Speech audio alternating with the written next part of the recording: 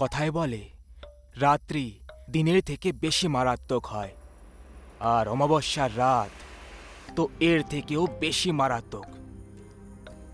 অমাবস্যার রাতে ভূতেদের এলাকায় পাখিরা উড়ে এসে বসার আগে 100 বার ভাবে, কারণ এই রাতে ভূত প্রেত আর শান্তি না পেয়ে সেই আত্মারা তাদের রাগ আর তাদের শক্তি একেবারে চরমে থাকে, আর তাদের চারিপাশে সেই সব লোকের খোঁজ করে যারা তাদের শিকার হতে পারে।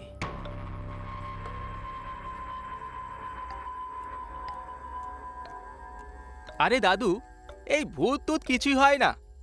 তোমায় বলে রাখি, কাল যদি আমি সন্ধে অবধি শহরে না পৌঁছই, তাহলে আমার বস আমাকে চাকরি থেকে বার করে দেবে।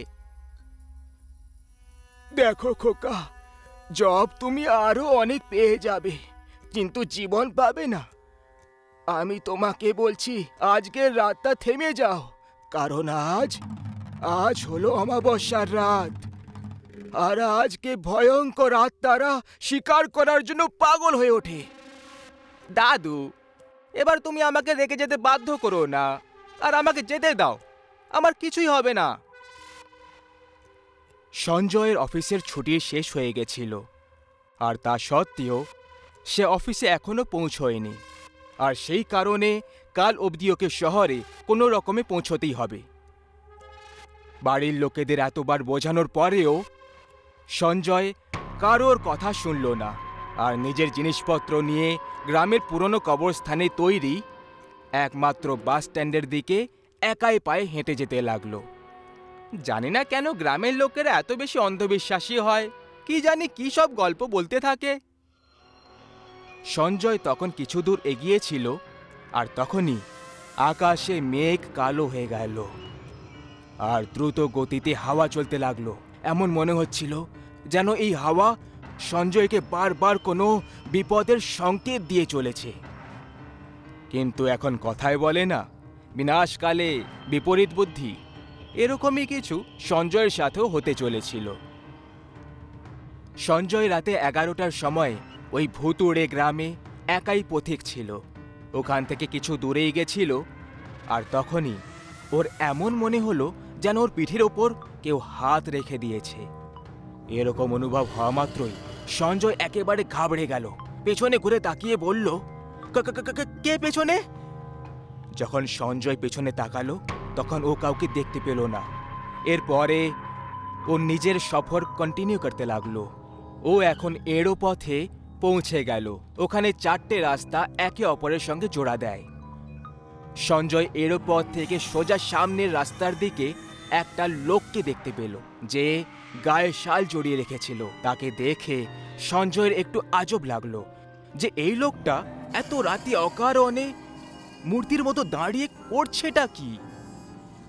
সঞ্জয় কোনো রকম কিছু না করে ওখানে ওই শাল গায়ে দেওয়া লোকটার একদম কাছ থেকে পার হলো।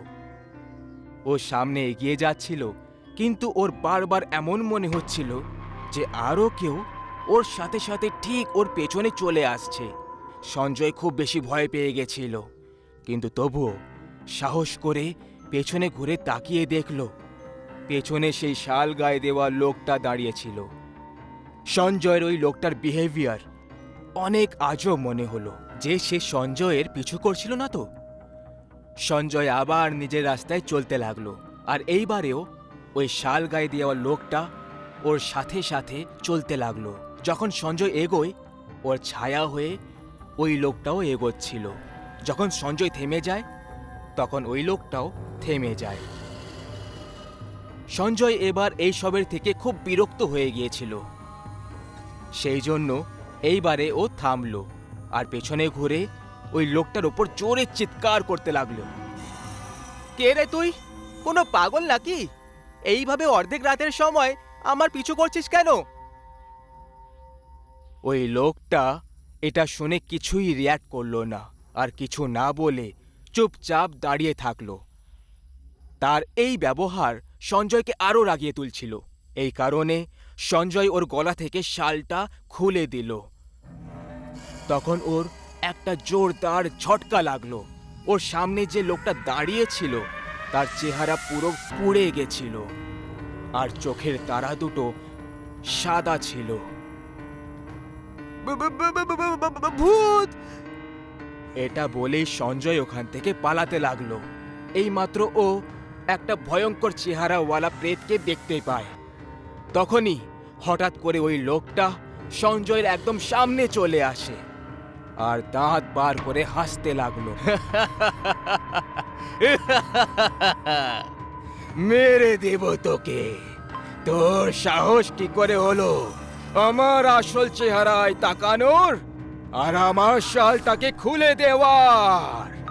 তুই আমার আসল আর কুৎসিত চেহারাটা দেখে ফেলেছিস। এখন তোর মরা একেবারে নিশ্চিত। আমাকে ক্ষমা করে দাও, আমাকে মেরো না, আমি বড় ভুল করে ফেলেছি। তুই জানিস তো আজ হলো অমাবস্যার রাত। আজকের রাতে যার উপরে আমাদের নজর পড়ে যায় তার অস্তিত্ব এখানেই সমাপ্ত হয়ে যায়। এইটুকু বলেই ওই প্রেতটা সঞ্জয়ের ছাতিতে নিজের হাত ঢুকিয়ে দেয় আর এক ঝটকাতে ওর হৃৎপিণ্ড পার করে দেয়, যেটা এখনো স্পন্দন হচ্ছিল। সঞ্জয়ের শেষ চিৎকারের সঙ্গে গ্রামের পরিবেশ আবার ভয়ঙ্কর আর শান্ত হয়ে গেল। পরের সকালে গ্রামবাসীরা সঞ্জয়ের মৃতদেহ সড়কে পড়ে থাকতে দেখে, যার মধ্যে হৃৎপিণ্ড ছিল না। ওর দাদু এসে আফসোস করে চোখে জল ফেলে, কারণ বারণ করা সত্ত্বেও সঞ্জয় অমাবস্যার রাতে এই বোকামিটা করে ফেলল আর পরিণামে এক ভয়ঙ্কর মৃত্যু।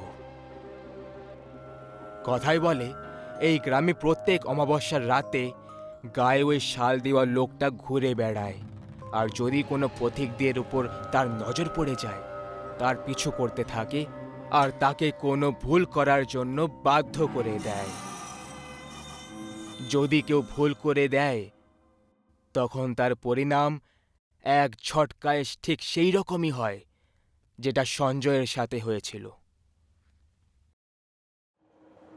অমিত আর সরিতা বিয়ের পর প্রথমবার সরিতার গ্রাম ধৌলপুর গ্রামে যাচ্ছিল। অমিতের কাজ বিদেশে হওয়ার কারণে ওদের দুজনের এখানে আর আসা হয় না। সেই জন্য সরিতা নিজের বিয়ের 15 বছর পরে ট্রেনে বসে নিজের গ্রামে যাচ্ছিল। সরিতার মেয়ে রশনিও ওদের সঙ্গে প্রথমবার নিজের দিদার বাড়িতে যাচ্ছিল। আজ এত বছর পর গ্রামে যাচ্ছি। জানি না ওখানে কত কিছু বদলে গেছে। ওখানে সবাই আমাদেরকে দেখে সারপ্রাইজ হয়ে যাবে। বিয়ের পর আমরা কখনো গ্রামে আসার সুযোগ পাইনি। ভালো করেছো তুমি যে কাউকে বলোনি যে আমরা গ্রামে আসছি। অমিত সরিতার ট্রেন কোনো কারণে লেট হয়ে যায় আর ওদের গ্রামে পৌঁছোতে রাত হয়ে যায়। ধলপুর গ্রামের স্টেশন একেবারে খাঁ খাঁ করছিল।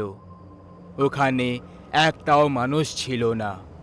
দ্রুত গতিতে হাওয়া চলছিল আর আকাশ থেকে বাজ পড়ছিল। এখন তো সবে 11:30টাই বেজেছে, কিন্তু গ্রাম এত খাঁ করছে যেন এখানে কেউই থাকে না। এখানে কোনো অটো রিক্সাও পাওয়া যাবে না। আমাদের এখান থেকে পায়ে হেঁটেই বাড়ির দিকে যেতে হবে। হ্যাঁ, তাড়াতাড়ি করো, আবহাওয়া ঠিক লাগছে না। বৃষ্টি শুরু হলে কিন্তু আর যেতে পারবো না। 3 জন পায়ে হেঁটে ঘরের দিকে এগিয়ে যায়। চারিদিকে জনশূন্য আর অন্ধকার। জোরে জোরে বাতাস বয়ে চলেছিল আর বিদ্যুৎ পড়ে যাচ্ছিল। তখনই রোডের ধারে ওরা একটা ট্যাক্সিওয়ালাকে দেখতে পেল, যে নিজের ট্যাক্সিতে ঘুমোচ্ছিল। আমি এই ট্যাক্সিওয়ালার সঙ্গে কথা বলি। অমিত ট্যাক্সিওয়ালার কাছে গিয়ে তাকে জাগিয়ে দিল। ও দাদা, আরে ও ট্যাক্সিওয়ালা দাদা, আমরা আসলে ধৌলপুর গ্রামে যাব। মনে হচ্ছে আপনারা এই গ্রামে নতুন এসেছেন। আপনি জানেন না আজ অমাবস্যার কালো রাত। আজকের রাতে এই গ্রামে একটা মানুষ নিজের নিজের ঘর থেকে বাইরে বেরোয় না। আজ মৃত্যুর বিপদ বেশি থাকে। What rubbish! আগে তো এরকম কিছু ছিল না। এই ট্যাক্সিওয়ালাটা বেশি টাকা নেওয়ার জন্য আমাদের ভয় দেখাচ্ছে। ঠিক আছে, তোমাকে এখান থেকে যাওয়ার জন্য কোনো দরকার নেই। এই নাও টাকা। আমাদের শুধু ট্যাক্সি এক রাতের জন্য দিয়ে দাও। কাল সকালে এই অ্যাড্রেসে এসে তুমি নিজে ট্যাক্সি নিয়ে চলে যেও। ঠিক আছে, কিন্তু তবুও আমি আপনাকে একটা বিনামূল্যে পরামর্শ দেব। গ্রামের উত্তর দিকে যে কুয়োয়া রয়েছে তার কাছে যেন ভুলেও কখনো না যান। আর যদি কেউ আপনাকে পেছন থেকে আওয়াজ দেয় তাহলে পেছনে ঘুরে একদম দেখবেন না। অমিত নিজের সব জিনিস ট্যাক্সিতে রেখে দিয়ে নিজে ট্যাক্সি ড্রাইভ করে ঘরের দিকে বেরিয়ে পড়ল। আমি এখান থেকে একটা শর্টকাট রাস্তা জানি। ওই রাস্তা দিয়ে আমরা তাড়াতাড়ি বাড়ি পৌঁছে যাব। কিন্তু ওই রাস্তাটা গ্রামের কুয়োর সামনে দিয়ে যায়। কি ভাই, তুমি এই কথায় বিশ্বাস করতে লাগলে? না, এইসব ট্যাক্সিওয়ালা আমাদের ভয় দেখানোর জন্য বলছিল। অমিত সরিতার কথা মতো বলা রাস্তা দিয়ে গাড়ি ঘুরিয়ে নিল। যখনই তাদের গাড়ি গ্রামের কুয়োর কাছে পৌঁছলো, গাড়ির নিচে একটা পাথর এসে গেল আর গাড়ি কুয়োর কাছে গিয়ে ধাক্কা খেয়ে গেল। ওই কুয়োর ভেতরের জল জোরে জোরে ধাক্কা খেতে লাগলো, যেন ওই কুয়োর মধ্যে কেউ ঢেউ খেলাচ্ছে। তোমরা সবাই ঠিক আছো তো? মনে হয় চাকার নিচে কোনো পাথর এসে গেছিল। আমার এমন মনে হলো যেন এখানে কেউ দাঁড়িয়ে আছে। তখনই সরিতার নজর কুয়োর কাছে দাঁড়ানো নিজের ছোটবেলার বন্ধু সত্যজিতের ওপর পড়ে যায়। আরে সত্যজিৎ, কেমন আছো তুমি? তুমি তো মোটেই বদলাওনি। আর এই গ্রামটা তো খাঁ খাঁ করছে কেন? আর তুমি এখানে একা কি করছো? অমাবস্যার কালো রাত, এই রাতকে মৃত্যুর রাত বলা হয়। আজকে কেউ বাঁচবে না, সবাই শেষ হয়ে যাবে। সরিতাকে সত্যজিতের কথাগুলো খুব আজব মনে হলো। ওরা দুজন ওখান থেকে তাদের বাড়ির জন্য বেরিয়ে পড়ে আর কিছুক্ষণ পরেই তাদের বাড়িতে পৌঁছে যায়। কিছুক্ষণ গেটে দাঁড়িয়ে থাকার পর সরিতার মা শান্তা হাতে মশাল নিয়ে গেট খুলে দিল। আরে মা, তুমি এটা কি করছো? আমাদেরকে মারার কথা ভাবছো নাকি? তোমরা এত রাত্রে, তাও আবার আজকে অমাবস্যার রাত্রে? এইসব সরিতার আইডিয়া ছিল আপনাদের সবাইকে সারপ্রাইজ দেওয়ার জন্য। আর এই অমাবস্যার রাতের নাম কেন জপে যাচ্ছে পুরো গ্রামটা? যাকেই দেখি অমাবস্যার রাত বলে আমাদের ভয় পাইয়ে দেয়। শান্তা সবাইকে তার বাড়ির ভেতরে নিয়ে যায়। তুমি জানো না তোমার বিয়ের পরে এই গ্রামে কি কি ঘটে গেছে। অনেকেই নিজেদের প্রাণ হারিয়ে ফেলেছে। আমাদের বাবার প্রাণও এই অমাবস্যার কালো রাত নিয়ে নিয়েছে। রাস্তায় সত্যজিতের সাথে দেখা হয়েছিল। ও এরকমই কথা বলছিল। কি বললে তুমি? সত্যজিতের সাথে দেখা? হ্যাঁ, গ্রামের পুরনো কুয়োর কাছে। কিন্তু আপনি ওর নাম শুনে এত অবাক হলেন কেন? কারণ আজ থেকে 15 বছর আগে ওর মৃত্যু হয়ে গেছে। সত্যজিৎ ওই কুয়োতে পড়ে মরে গেছে। এটা শুনে সবাই অবাক হয়ে যায়। সরিতা কিছুই বুঝতে পারছিল না যে ও যাকে কুয়োর কাছে দেখেছিল ও আসলে কে ছিল। এখনো কাউকে ছাড়বে না। তোমরা আজকের রাতে এখানে এসে অনেক বড় ভুল করে ফেলেছো। তোমরা কেউ বাড়ির বাইরে পা রাখবে না। সবাই নিজেদের ঘরে গিয়ে শুয়ে পড়ে, কিন্তু রিয়ার ঘুম ধরছিল না। ওর চোখের সামনে সেই কুয়োর কথাগুলো ঘুরে বেড়াচ্ছিল। সবাই যখন ঘুমিয়ে পড়ল তখন রিয়া একলাই ওই কুয়োর দিকে এগোতে লাগলো। জোরে জোরে গেটের ধাক্কার আওয়াজ শুনে সরিতার চোখ খুলে যায়। রিয়া, রিয়া, রিয়া কোথায় চলে গেল? তখনই সরিতা দেখল যে রিয়া ওই কুয়োর দিকে এগিয়ে যাচ্ছে। সরিতাও ওর পেছনে পেছনে কুয়োর দিকে এগিয়ে যেতে লাগে।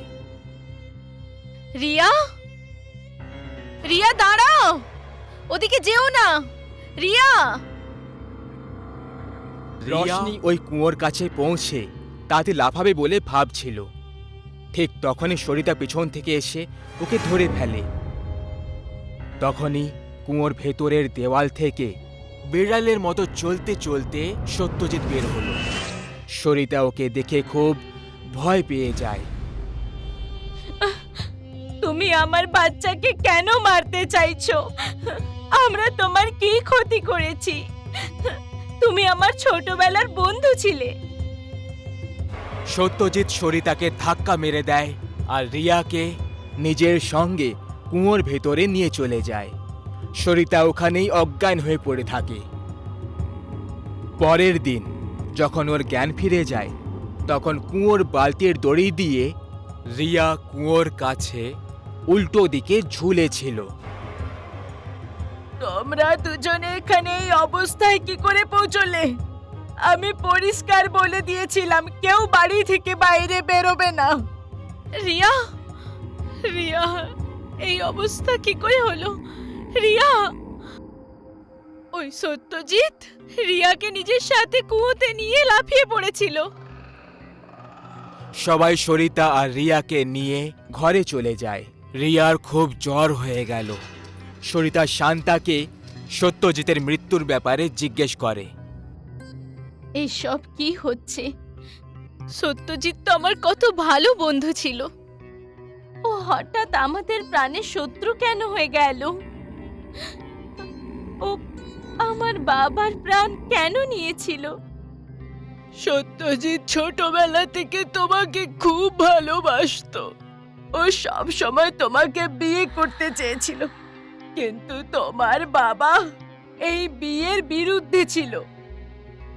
ও শহরে গিয়ে তোমার বিয়ে অমিতের সঙ্গে করিয়ে দিল। এই জন্য সত্যজিৎ পাগল হয়ে গেল। আরে অমাবস্যার রাতে ওই কুয়োতে গিয়ে নিজের প্রাণ দিয়ে দেয়। কি? এই জন্য ও আমার বাবার প্রাণ নিয়ে নিল আর আমাদেরও প্রাণের শত্রু হয়ে দাঁড়িয়েছে। তোমরা সবাই আজকেই এই গ্রাম থেকে দূরে চলে যাও, এখানে তোমাদের প্রাণ বিপদে রয়েছে।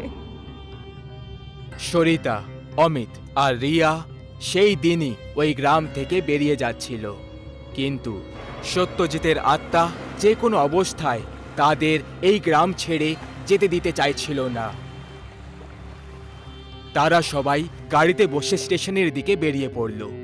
তখনই সরিতা গাড়ির আয়নায় দেখতে পেয়ে গেল সত্যজিৎ তাদের সঙ্গে ওই গাড়িতেই বসে আছে। আর এটা দেখে ও জোরে চিৎকার করতে শুরু করে। সত্যজিৎ, সত্যজিৎ এখানেই আছে, আমাদের সাথে গাড়িতেই আছে। ও আমাদের মধ্যে কাউকে ছাড়বে না, মেরে ফেলবে।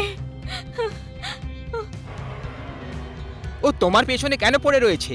এতে তোমার কি ভুল? আরে তুমি তো এটা জানতেও না যে ও তোমাকে ভালোবাসতো। তখনই রিয়া হঠাৎ করে উঠে পড়ে আর গাড়ি থেকে বেরিয়ে কুয়োর দিকে দৌড়তে লাগলো। সরিতা আর অমিত তার পেছনে যেতে লাগলো। রিয়া কুয়োর কাছে গিয়ে দাঁড়িয়ে পড়ল। সত্যজিৎ, তোমার শত্রুতা আমার সঙ্গে, তুমি আমার মেয়েকে ছেড়ে দাও। রিয়া অজ্ঞান হয়ে ওখানেই নিচে পড়ে যায়। আমাকে সরিতাকে আলাদা করতে চাও তো, কিন্তু আমি তোমার এই ইচ্ছেটাকে পুরো হতে দেব না। সত্যজিৎ অমিতকে হাওয়ায় তুলে দিয়ে দূরে ছুঁড়ে দেয়। আমি আজ পর্যন্ত তোমার অপেক্ষা করে বসে আছি, কিন্তু তুমি আমার কখনো হতে পারবে না। তোমার হৃদয় অন্য কারোর রাজত্ব। আমি তোমাকে মোটেই ঠকাইনি। আমি তোমার এই প্রেমের ব্যাপারে কিছুই জানতাম না রামানন্দ। আমি নিজের জীবনে অমিতকে ভালোবেসেছি। সত্যজিৎ কুয়োর জলে চিরকালের জন্য উধাও হয়ে গেল।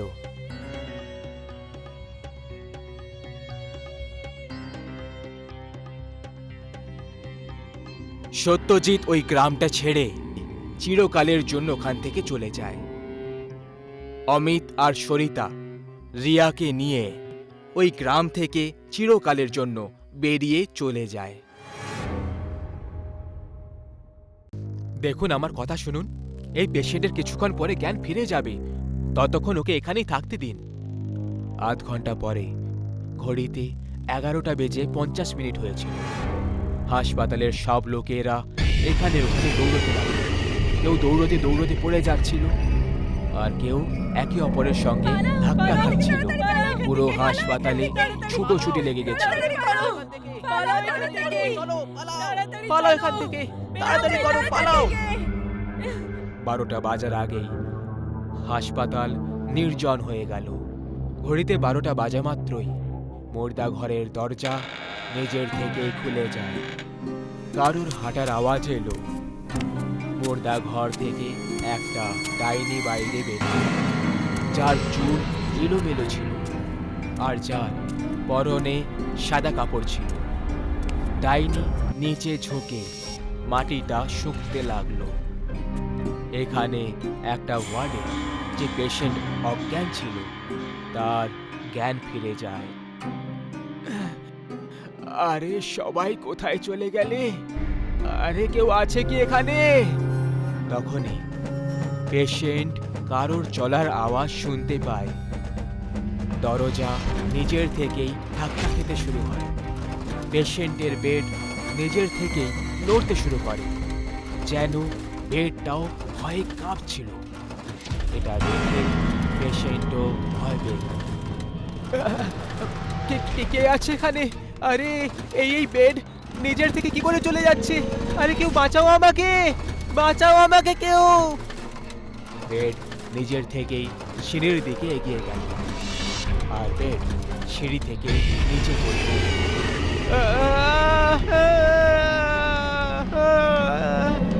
ওই পেশেন্টটার খুব আঘাত লেগেছিল।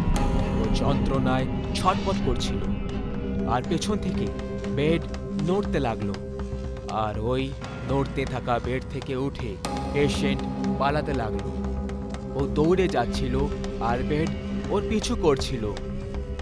আরে বাঁচাও, আমাকে মেরে ফেলবে, বাঁচাও আমাকে। যখনই ও সামনে দেখে সাদা কাপড়ে ডাইনি ওর সামনে দাঁড়িয়ে রয়েছে, ডাইনিকে দেখে ভয় পেয়ে ও নিচে পড়ে যায় আর পেছনের দিকে দেখতে শুরু করে। আমাকে মেরো না, আমাকে ছেড়ে দাও। পেশেন্ট পালানোর চেষ্টা করে। ডাইনি ঝাঁপ দিয়ে পা দুটো ধরে ফেলে। পেশেন্টকে টেনে টেনে মুর্দা ঘরের ভেতরে নিয়ে গেল সে। আর তারপরে পেশেন্টের জোরে জোরে চিৎকারের আওয়াজ আসতে লাগলো। বাঁচাও! কিছুক্ষণ পরে ডাইনি মুর্দা ঘর থেকে বাইরে চলে আসে। ওর মুখ রক্তে লথপথ ছিল। ও আর কেউ আছে এখানে?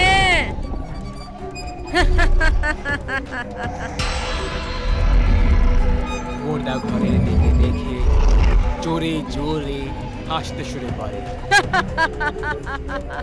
কি করে জানি না আমরা এই পেশেন্টকে হাসপাতালে ভুলে রেখে চলে এসেছি। আপনি আসলে কি বলতে চাইছেন ডাক্তার বাবু? এই হাসপাতালে একটা ডাইনি আছে।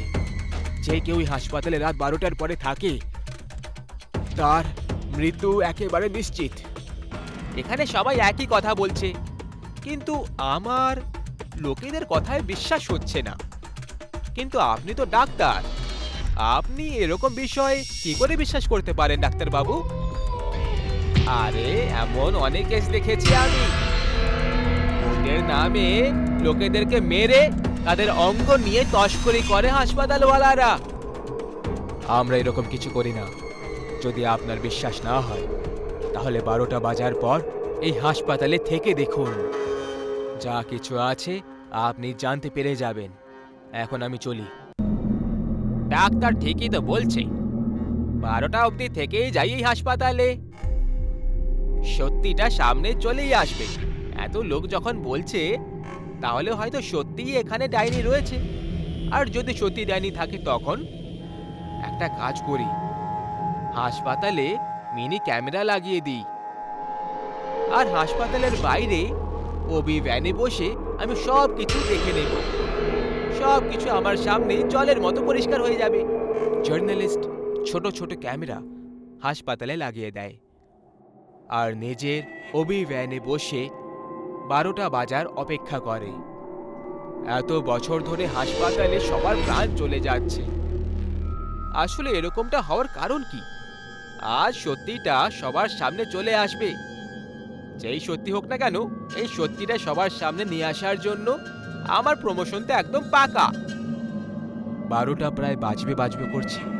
সবাই হাসপাতাল থেকে বাইরে পালিয়ে যাচ্ছিল, কিন্তু ওই জার্নালিস্ট ওইখানেই হাসপাতালের ভেতরে ওবি ভ্যানের ভেতরে বসেছে। ও স্ক্রিনে দেখলো যে ওটা ঘর থেকে একটা ডাইনি বাইরে বেরিয়ে আসছে, যার চেহারা চুল দিয়ে ঢাকা রয়েছে। আরে, এ কোনো ডাইনি নাকি মহিলা? মনে হয় এ কোনো এক জুনিয়র আর্টিস্ট, ভাড়ায় ডেকে পাঠানো হয়েছে। তখনই ডাইনি আস্তে আস্তে ক্যামেরার কাছে চলে আসে আর একজন চেহারা দেখে জার্নালিস্ট চেয়ার থেকে নিচে পড়ে যায়। ডাইনি!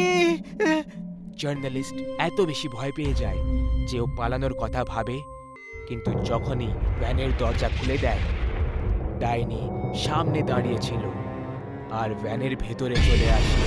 জার্নালিস্ট অন্য দরজা খোলার চেষ্টা করতে থাকে, কিন্তু ওই দরজাটা খুলল না। ভ্যানের আয়নায় রক্ত এসে পড়ে যায়। পরের দিন পুলিশ জার্নালিস্টের এই অবস্থা দেখে অবাক হয়ে যায়। পুলিশ কাল রাতের রেকর্ড করা ফুটেজটাও দেখল। কোনো অপরাধী হলে তাকে ধরা যেতে পারে, কিন্তু এটা তো ভূত প্রেতের বিষয়, এতে আমরা কিছুই করতে পারবো না। আমি বুঝতে পারি স্যার, আমাদের কোনো ভালো একটা বাবার দরকার। হাসপাতালের লোকেরা ডাইনিকে ধরার জন্য একটা বাবাকে ডেকে পাঠায়। বাবা রাত 11:30টায় হাসপাতালে চলে আসে। এখন আপনি আমাদের হাসপাতালটাকে এই ডাইনির হাত থেকে বাঁচাতে পারবেন বাবা। আমার উপর বিশ্বাস রাখো খোকা, সব ঠিক হয়ে যাবে। হ্যাঁ বাবা। সবাই হাসপাতাল থেকে বাইরে বেরোতে লাগলো 12টা বাজার আগে, কিন্তু বাবা মুর্দা ঘরের সামনেই বসে মন্ত্রের উচ্চারণ করতে লাগলো। ওম ত্রম্বকম আজমাই সুগন্ধিত পুষ্টি বর্ধনম। ডাইনি মুর্দা ঘর থেকে বেরোলো আর বাবাকে দেখে হাসতে লাগলো। যেন বাবার মন্ত্রের কোনো প্রভাব পড়ছিল না ডাইনির ওপরে। বাবা যত জোরে মন্ত্র পড়ছিল, ডাইনি ততই জোরে হেসে যাচ্ছিল। ওম ত্রম্বকম আজমাহি সুগন্ধিত পুষ্টি বর্ধনম। ডাইনি নিজের হাতে ইশারা করে। বাবা উপরে দেখে, তখন ওপর থেকে বাবার উপরে পড়ে যায়। বাবার চেহারা রক্তে লাল হয়ে যায় আর তারপর ডাইনি বাবাকে মুর্দা ঘরে টেনে টেনে নিয়ে যায়।